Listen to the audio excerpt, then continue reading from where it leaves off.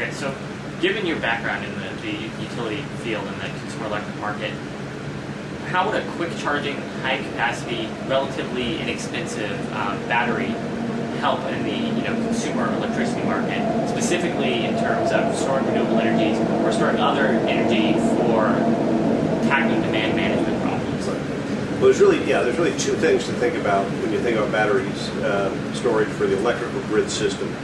One would be the backup, and that is, we've got we're one of the largest the largest utility owner of renewable energy in the United States.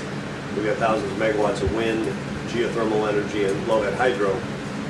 But one of the weaknesses with with wind and say solar, is that the wind only blows 32 to 35% of the time. And so you often need the power at a different time when the wind's blowing. So battery storage capability would bring enormous value to renewable power.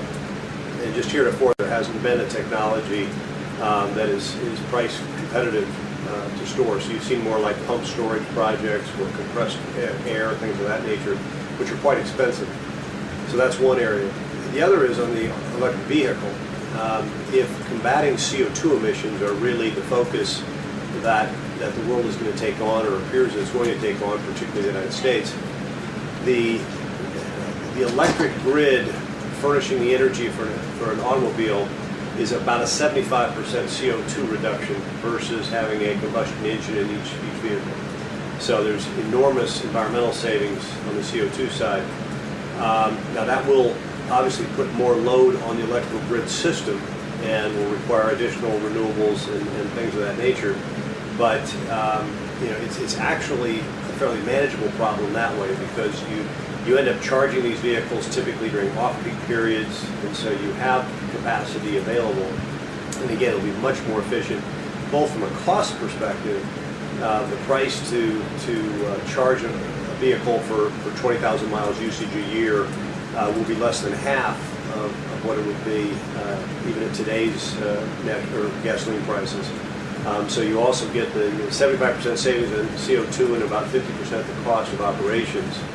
That has obviously an enormous impact on the consumer.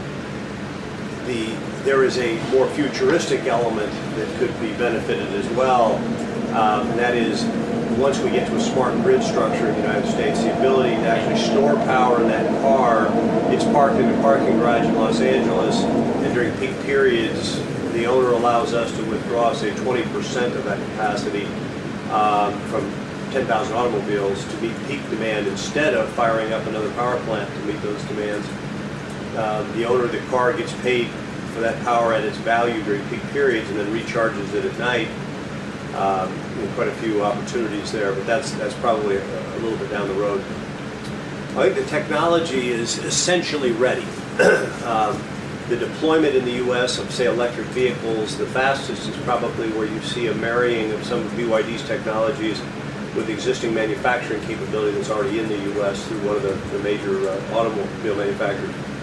But as you've seen from their pricing, 22 to, in that case of the E6, about $25,000 for an all-electric vehicle with 250 miles of range is a pretty cost-efficient structure. So I think government support probably will really only need to come in the sense of getting charging stations laid out, which also, compared to the other alternatives that have been discussed, a hydrogen vehicle and things of that nature, it's a much lower infrastructure, because the electricity is already distributed. You just need this plug of a certain type to get the rapid charge. So I think probably some government support at the national utility level to get charging stations in place once vehicles start selling at a pace that warrant that. But the technology's there, and it appears that the technology can be put in place at a cost that's competitive with existing vehicles.